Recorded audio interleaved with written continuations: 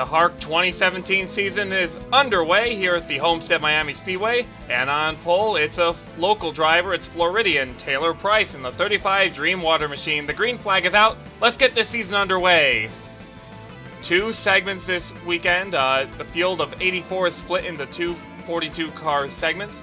42 cars in this one, 42 will be the next one, and car number 35, Taylor Price, is going to get a bump from the 31 of Prudence Littlejohn and will end up in the race lead. Problems early on for Kazakhstani driver Damir Bajinov. Second race in a row he's failed to take the grid. Did not start in Sandown, and they're currently working on an issue to try and get him back out there in the early stages of this one. So, not a good start to the year for the 13 machine. Early on, incident on track, Sidney Krasta's going to punt the number 2 of Josh Shikuli up the racetrack. No caution comes out, but Shikuli will have some damage in the early going of this one. He's going to have to try and salvage this race and bring it home. Car number 31, Prudence Littlejohn in the Gypsum Express colors, was the HARC Canada champion last year, was unable to beat Robert Piet in the mixed event here at the Calder Park Oval.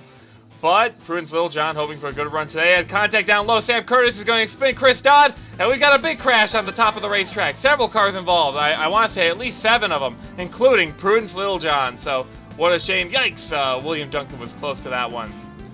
Ooh, some cars damaged in that one. I see Antivia Kingray in the 03 had some damage. Let's take a look at a replay. It looks like Sam Curtis and Chris Dodd just went 4 wide, caused a huge stack up. That's Mitchell Tucker in the 80. Antivia Kingray would go out of the race following this one, but also there's the outside pole sitter Allie Nelson, and third place Prudence Littlejohn. So a lot of early top qualifiers are going to be having some issues for the rest of this event. Coming to the restart, Taylor Price continues to lead over the 441 of Blake Camphausen as we are back underway on lap number 8. Car number 35, Taylor Price. Not a lot of information about this young man, but driver from local Florida, so he's impressing in front of the home crowd this evening as he's led the opening stages of this event. He's got a double wide behind them as Colin McGovern in the 42 is trying to catch up. Car 441, close call, makes contact with Denzel Williams, sends Tony Green into the infield. He almost had to buy an RV pass for that Golden Corral number 32. Luckily, they keep it racing as that was a close call, the 441, almost getting turned over the front of the 17. Car number 90, Eugene DeMax, the driver out of Texas, born in South Korea, is going to steal the race lead away with a little help from the 441. And that number 90, Black Swine Bar and Grill, is going to go up front. Eugene DeMax, very solid competitor. I've seen him around the racing sphere. He's definitely a solid competitor, and he's showing it tonight as he's going up there. How about Tony Green, that 32?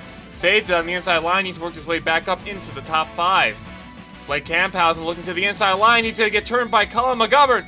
And we got a crash on the front stretch. Oh! Hard contact to the inside wall, and this is going to wipe the field. Car number 90 escapes it. Not too many others.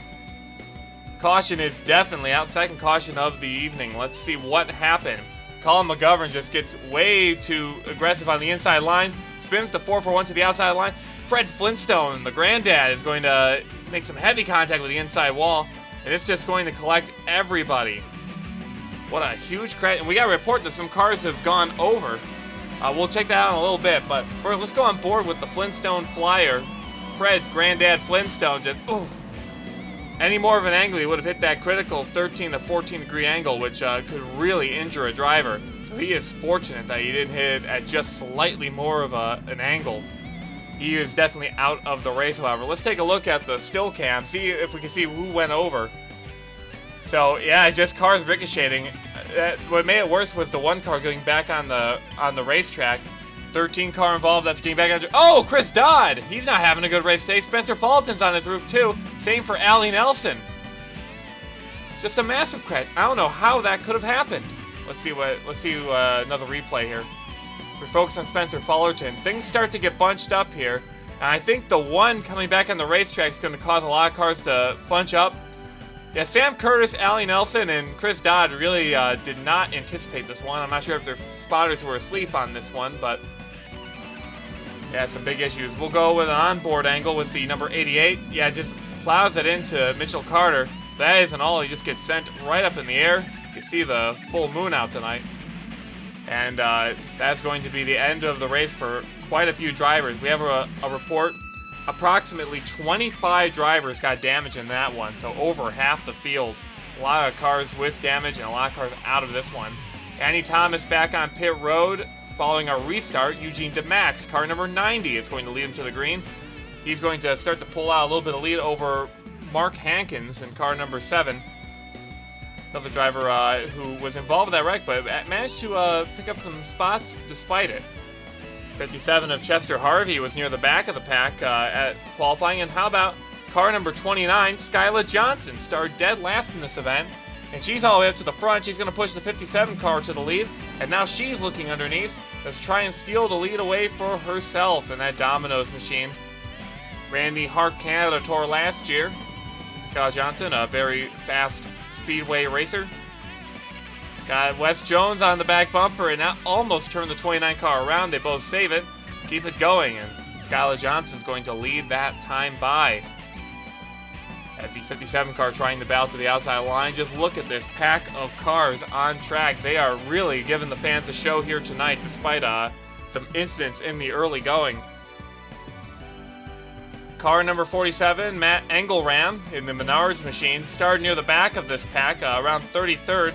He's worked his way up through the field after all those incidents, and now he finds himself making a pass for the lead. Max Engelram's going to lead this time by. He's going to be followed by Mark Hankins in the number 7, who's been having a decent run. You can see two packs are forming. You got the lead pack that really made it through that wreck without a problem, and you have a slower pack in the back of slightly more damaged cars, 4 wide in the middle of this gaggle of cars. I believe that's Jim Gambit and several others. We got a spotlight car number 83, William Duncan. Got caught up in a slight jostle early on, but William Duncan, after being just a terrible driver last season, causing so many problems and getting suspended from the final 2 events of the year, he's back trying to turn over a new leaf. 4 wide for the race lead as Ike Durbin to the inside line. Tony Green's going to go down the middle line. I think that was Daniel Voiles to the outside. And now look at this, the 57 of Harvey. Chester Harvey is going to try and get by, and now Eugene DeMax. How many lead changes was that? I just won straightaway. Oh no, we have an issue. Daniel Voiles, William Duncan, Jim Gambit. I believe that's William Brock, and we were talking about William Duncan's good luck. Oh, yikes. Al Lagasse almost made contact with the 4. But I guess their bad luck hasn't fully run out yet. See what happened. Looks like Daniel Voiles just clipped the edge of the 83 machine. And watch the beige number 01 just splits the middle of Jim Gambit and William Brock. So looks like all 4 of the cars in this wreck are going to continue racing. So no harm, no foul. We'll just have to re-rack these cars, go back to some racing. But for that, we had some caution flag pit stops. Basically, everyone's going to go down pit road, but I see notably car number 32, Tony Green, is going to stay out on track. Is anyone else? Looks like Sydney Crasta. I'm not sure who that other car is behind her. It looks like Al Lagasse. It sure is. And we go to the restart. Tony Green is going to lead him to the green flag. Appropriate enough. Tony Green is a motor speedway racer. Usually runs with underfunded teams, but he's got a good sponsor this year in Golden Corral. So see if Tony Green can make his HARC debut. Work wonders for him. Sydney Crasta, she's been very aggressive all night. Got into Josh Shakuli early on. Been bumping the drivers left and right, so she has been hungry for the lead of the pack. She's going underneath the number 32 of Tony Green, trying to make the pass happen. Going down into turn number 1. There's Al Lagasse, who is having a pretty good couple of laps, avoiding that big wreck and staying out on pit road and staying near the front. But these cars have fresh tires and fuel. They may be able to pose a challenge soon enough. Sydney Crasta is going to complete the pass. Eugene DeMax is up there as well. James Shelley is going to make a challenge to the race lead. He's pretty strong at this racetrack. It's kind of a specialist area. Every time he's run here, he's been pretty solid. He's going to move up to the race lead in that snazzy black and indigo number 12 machine. Skyla Johnson following close behind, 4 wide for the 3rd place position. That's going to go to William Brock. Where did he come from? Involved in that wreck, already back up to the 3rd place position. Now, I want to explain maybe why these cars are running like this. They're running like it's a super speedway. These cars only max out at around 190. So these things are going about full throttle through this entire racetrack. They're barely braking at all. And because of that limit on the vehicles themselves, it's acting like a restrictor plate and sending these guys into some pack racing that's been really exciting for these guys out here. If these cars are running about 200 to 210 normally, they would have to start braking in the corners. But since they're running at that peak performance level, it's all basically a drafting game on track as they run in a huge pack. Skylar Johnson's going to cycle out to the race lead. Matt Engelram the second.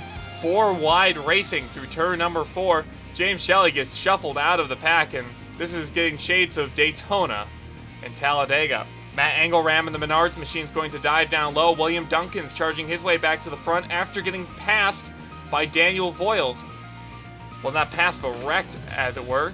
Car number 82, the Sony machine. Ford as the manufacturer, trying to get by Matt Engelram. Engelram, not a lot of information on him, just I know he's a very solid short track racer, having a good run today. There is celebrated Olympic archer Mark Nutt in the number 78 Hahn machine. He's working his way up to the front with the draft line. The inside line was James Shelley and Mark Hanting. Speaking of Shelley, he's going to turn Mark Nutt around. He's going to collect the max. Tony Green. Oh, heavy contact for William Duncan. And we've got another wreck on track. This will be the 4th caution of the race. So we're still trying to work our way to the halfway point. I believe about 6 cars involved in this one. We'll go on board with William Duncan. Just nowhere to go. And that's a shame for William Duncan. They will be out of the race, and William Duncan's struggles continue. We head to the restart, and Chester Harvey was able to get around our leader in the number 47 to beat him back to the line. Chester Harvey will have the field in hand, which is getting slimmer and slimmer with each passing caution. Gets a huge jump on the restart over William Brock, who works his way up to second place. And look who's back up there, it's Blake Camphausen in the 441, working his way back up despite a little bit of damage on that number 441 machine. 404 car right behind him. The 57 car got a good restart, but this draft line is going to allow these drivers to catch up to him. He's going to try and hold the block on the inside line. Car number 44, Jim Gambit's going to get into Al Lagasse. Contact is made, and Blake Camphausen just can't win today. I believe this is the 3rd wreck that he was involved in that really wasn't his doing. Ooh, Josh Shakuli is going to make contact with the, it looks like either the 44 or the 97. It happened so quick. Caution is out again for the 5th time this race. Let's see what happened with Josh Cooley. Just kind of went diving in there, and yeah, he chose a line, and the 57 car just kind of, the 97 car just kind of drifted down in front of him, so no fault of his own, but a lot of drivers in this wreck are actually going to pull out of the race. That's a shame for some of them. So Cooley was just trying to make laps and finish the thing. William Brock, car number 4, was able to catch up to Chester Harvey, and we have an issue in the back. Blake Camphausen, again, he just can't win today. I believe almost all of these wrecks involved him in some way, but it wasn't his doing for any of them. So a bad night's going to end for now as the 441 goes to pit road. William Brock trying to hold on to the race lead. He's not had a lot of luck in the HARC series as of late, especially in the HARC USA Tour last year. Had abysmal finishes all season long. Trying to hold on to it this time to maybe get a win. Turn things around for 2017. Chester Harvey looking low. Matt Engelram looking even lower on track. Car number 47 tries to get by. Harvey's going to get by. We know that for sure. Here comes a draft line to the inside line. That's the 47, the 12, and the 7. Battling their way on track. Car number 47 goes to the race lead, but no, he gets shuffled out of the line. There comes James Shelley, and now Mark Hankins. And how about Sebastian Torres in the number 68 Fram machine, the Colombian? Where did he come from? You see the 441 making his way back to pit road. 2 packs have basically formed as some cars are a little bit quicker than others. Car number 68, Sebastian Torres, was having some decent runs last year, but all of them were thwarted by one William Duncan. Now William Duncan out of the race. No one can possibly wreck him out this time. So now the Colombian is going out front here today. Usually more of a road course ringer, Sebastian Torres. Having a solid day today in that Fram air filters machine, but just look at that racing in the back. 4 wide, I see Wes Jones there, Benoit Lothaire Irvine on the inside line. About Caden Van Evenhoven in the 81 car, working his way back up to the front after being cycled back after a while. We mentioned Benoit Lothair-Irvine, the French driver. Look at all the damage on that machine, and he's running with the main pack. I don't know how he's getting this done, but the Osco machine is pretty zippy on track. It's car number 90, Eugene DeMax. A little bit of damage to him as well, but he still got a good car. He led some laps earlier in this event. There is Chester Harvey trying to make it work on the inside line. And whoa, we got some contact. Jonathan King in the 19 gets turned by Mark Hankins. He saves it. Good job for Jonathan King. The Discount Tires machine. Those tires really hung on the inside line. Chester Harvey in the 57 back to pass for the race lead in that Hooters machine. He's got Eugene DeMax following in tow underneath. Ooh, William Brock, a little bit of an aggressive move there. I hope he doesn't get too dicey on the racetrack. So we get into the final third of this one. Three-wide battle as Lothair-Irvine staying to the outside line. Eugene DeMax having a good run as we mentioned, but he would run into some problems this lap. Clips the number 15, just pancakes the wall hard. Car number 90 would keep racing, but I think he will be unable to really compete with this main pack now. He's going to have to try and nurse that thing around. Hopefully he doesn't have a tire rub that could cause a problem. James Shelley, car number 12, back out to the race lead. He's really good here. He loves coming to Florida. Got a lot of success down here on the big old peninsula, the bottom of the United States. Car number 12 holding on to the race lead. Three-wide battle right behind him. A lot of players. I think your winner's going to be in this pack here. Sidney Craston, the 21, starting to lose him. It's about a 10-car field up near the front. Lap traffic in the form of Tony Green and Annie Thomas. They are way off the pace. Let's see how these guys can navigate. I don't know why they took the inside line there. Almost holds up James Shelley. Car's trying to get by. 19 feels confident on the apron. He's going to try and get by him there. They go to the high side this time round. Looks like most of them will get by without a problem, but Angle Ram, Harvey, and looks like Wes Jones seem to have a bit of an issue on the high side. Now it looks like everyone's by except Harvey, and Harvey, it looks like he's boxed in. He tried going somewhere else. I don't know why these two are battling for position when car number 93 is about a lap behind the 32. But it looks like this is going to put the nail in the coffin for Chester Harvey's otherwise exceptionally great race. He's going to have to hope for a caution to catch back up. Battle up near the front. Looks like the 7's going to take the lead. No, looks like it's going to be the 81 that goes to the lead. Or, how about another option? Car number 15, the Osco machine, down to the inside line, trying to get by Caden Van Evenhoven. Now it looks like the 81, the young kid's going to slide up the racetrack a little bit, leave the door open. Sidney Crasta catches back up with that main pack due to the lap traffic. And the 15, the Frenchman, goes to the race lead, and I don't know how he's getting it done. The car with that much damage to the tail end of it. He's the only damaged car up in the top 10. So he's really making it work despite the circumstances. Another Florida driver this race, the number 17 of Denzel Williams. He's off the pace in a car that barely looks drivable. And he's going to hold up some cars. There's Wes Jones trying to get around to the outside, driver out of New Jersey. William Brock still stuck to the outside line as well. Benoit Lothair-Irvine also going to be railroad behind the number 17. They're going to try and make some passes underneath this time round. Ooh, close call as William Brock got into the back of the 404. Looks like the 47 of Angle Ram will take the race lead, and Denzel Williams will be shuffled out of the main pack. Caden Van Evenhoven, we haven't talked about much during this race, but the Savage Arms machine qualified in the top 10. I think he started around 6th position. And he's been the only driver from that top 10 to be consistently up near the front. So Van Evenhoven having a good run in that 81 machine. He's going to steal the race lead for the first time and keep it. As now Jonathan King dives to the inside line, trying to take it for himself in the Discount Tire machine. It'd be something if he went from near spinning to winning. Car 404 right behind him, that's Wes Jones. Wes Jones is only running a partial schedule this year. He's splitting the ride with John Christchurch, who's going to be running, I believe, some of the foreign tour this year. Jones has a prior commitment for those events and cannot attend, so he's going to try and gain as many points as he can in the number 404, see if he's still up in competition despite missing a few events this year. But he will get by the number 81 machine and steal the race lead away. There's William Brock in the 4, still hanging in there. Matt Engelram's been quick in the 47. He's been up near the front. James Shelley's been a hard charger all race long. He's going to try and do something this race. But as you can see, we have some lap traffic just ahead of him. That's the 8HW of Henry Williams. And a couple of cars that are actually battling for position. So now this could be a game changer. See if it. Now I think the 8 car will be fairly easy to get by. But what about drivers like McGovern? 3 wide battle for the lead. They each pick a line. I think Brock picked the worst possible one, going right behind the number 8. He's going to try and make it work. They make it 4 wide. Oh, man, these guys are nerve-wracking out here today. Car 47, Matt Engelram's going to go by on the inside line. He's got a dual car battle in front of him with Mitchell Carter and Ike Durbin.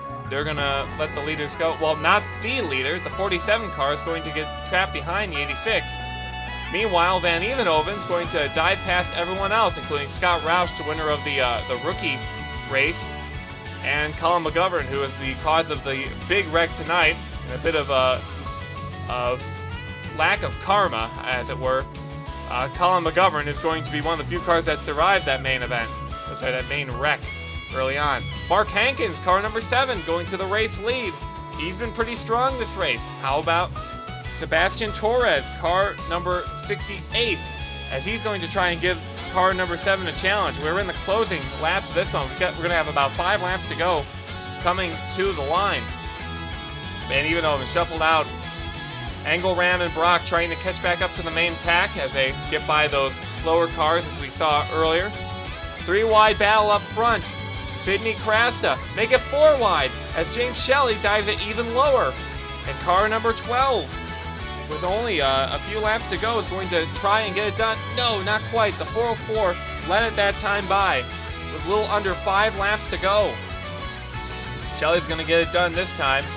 Mark Hankins in the 7 diving low, and there's our 2 slow pokes on the racetrack, Annie Thomas and Tony Green. Haven't been particularly strong this race in terms of letting leaders go by. And look at that, they're going to clog up the middle line of the racetrack. Just going to drift to the high side, and that's going to hold up James Shelley. Matt Engelram out front on lap 72. Here comes the 404, Wes Jones trying to get by. Car number 68 down to the inside lane. We go through the corners. Car number 4, William Brock, trying to make something happen. He's going to work his way up to the front. There's Jonathan Green. Anyone in this group can win as we are on lap number 73 of 75 scheduled tonight. Lap car, Denzel Williams. I think he's going to be the last lap car they'll run into.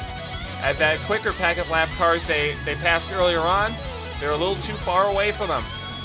Brock's learned his lesson. He goes to the high side. Van Evenhoven goes to the outside line. Here goes car number 404 to the inside. Matt Engelram's going to split him to the outside. Everyone else is going to get stuck behind. Looks like it's going to be a 3-car race as Brock, Van Evenhoven, and Engelram make quick work of the lap car. Williams is going to hold up the others. Still a little bit of a gap between them. It's not impossible for someone else to take this, but they are running out of time. 3-car tandem out near the front, but here comes the 404. He's getting a bit of a run through turn number 4. Van Evenhoven dives down to the inside line. White flag is in the air. Who can get it done? 4 drivers. I don't think any of them have won a HARC Series race before. Who's going to get their first one tonight? It's going to be a battle for it. Van Evenhoven without front just after the line. Matt Engelram, car number 47, trying to get by. Here comes Wes Jones, car number 404. What if he could win it? William Brock's up there as well. Going through the final 2 corners, car number 404, trying to the inside line. Can he make the pass stick? Drag race, coming to the line.